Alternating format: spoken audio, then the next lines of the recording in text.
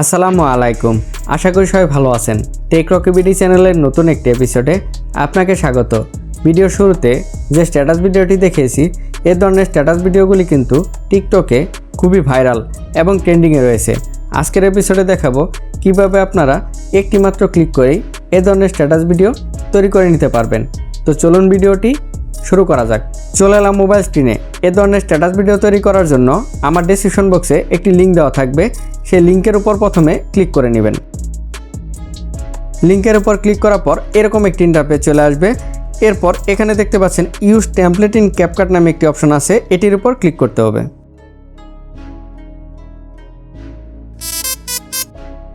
Click করার পর এরকম একটি ইন্টারফেস চলে আসবে। এরপর এখানে দেখতে পাচ্ছেন ইউজ টেমপ্লেট নামে একটি অপশন আছে, এটির উপর ক্লিক করতে হবে। ক্লিক করার পর আপনার কাঙ্ক্ষিত ছবিটি ইনপুট করে নিতে হবে। এরপর নেক্সটের উপর ক্লিক করতে হবে। ওকে, আমার স্ট্যাটাস ভিডিওটি তৈরি হয়ে গেছে। এখন যদি এটির উপর ক্লিক করি,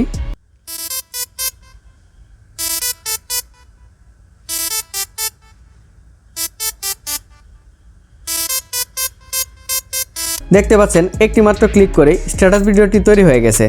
এই স্ট্যাটাস ভিডিওটি আপনার গ্যালারিতে সেভ করার জন্য এই এক্সপোর্ট আইকনের উপর ক্লিক করতে হবে।